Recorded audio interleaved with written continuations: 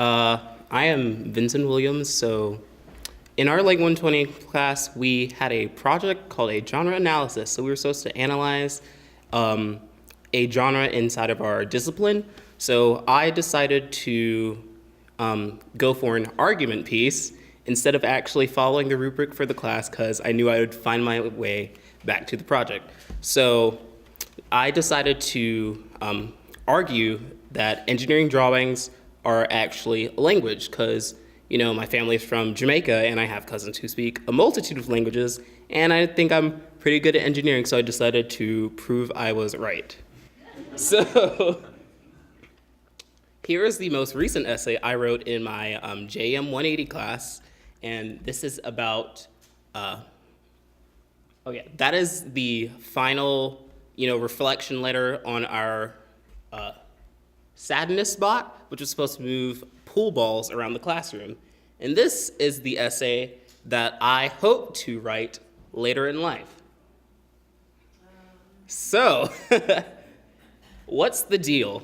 So, the deal is I decided to look at these pieces and look at all the tiny parts and intricacies in both of these genres of writing and then compare them to our traditional language today. So, as shown in the previous diagram, that was a circuit diagram, and it shows the flow of current and signals throughout the entire system. And on the right, that is a diagram of logic gates, and each of these logic gates has its own, logic. It takes in certain inputs and puts out certain outputs under a certain set of conditions.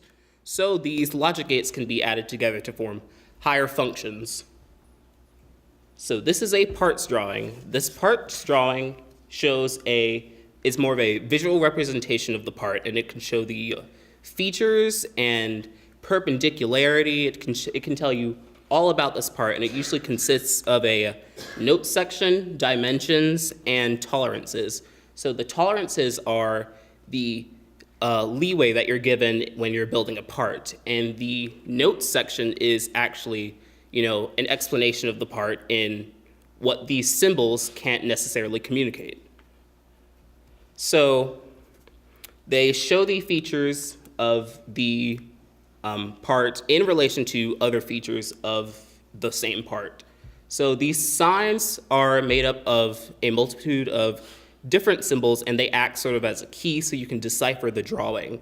And they are they're more differentiated than the circuit diagrams go because they have to explain a lot more things. So this differentiation and the way these languages evolved is one of the main things that I use to, develop my argument. So one of the two, sort of telltale languages of our, society are the first language was Sumerian, which appeared around the 31st century, which was the ancient Sumerian, and then the classical Sumerian around the 26th century BC is the Sumerian that we see a lot when we study ancient civilizations in class in middle school. So the world's most spoken language was Chinese, and it's spoken by over 1 billion people, and the evolution of these languages is very closely related to the evolution of symbols in the engineering discipline.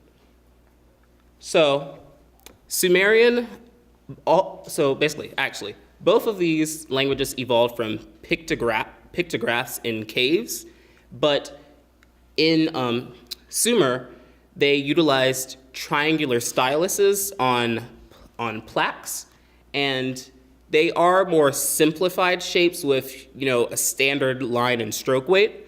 But with Chinese, the materials used to draw these symbols, it sort of evolved with the stationery that they had to use.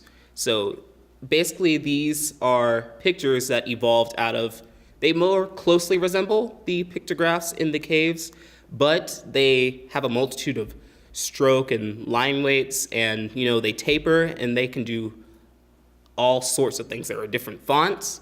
So the connections between engineering drawings is that the parts drawings evolved more like the Chinese symbols, is that they're more differentiated and they're the sum of their parts, and they, require a lot more,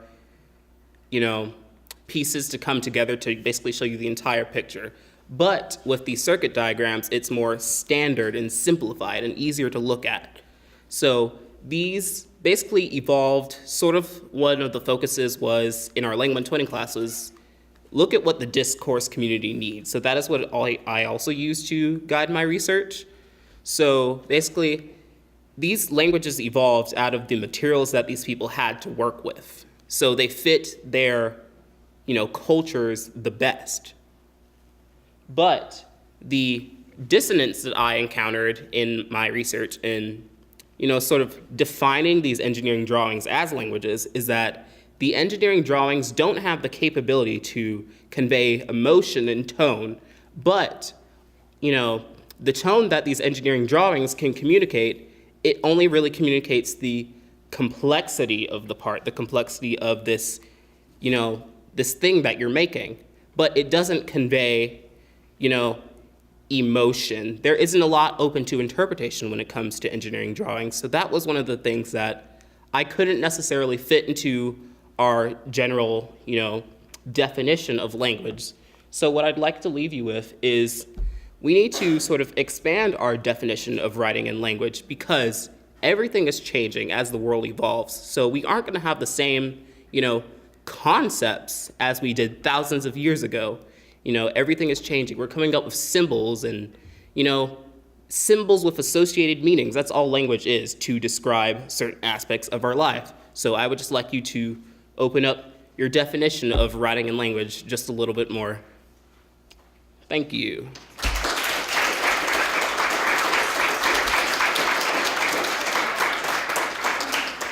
So, any questions?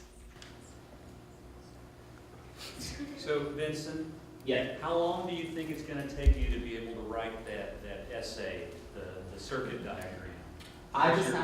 What's your trajectory for that? I have the examples. I just have to put the diagrams into my essay, so that'll be, sent off in just a little bit. So, thank you.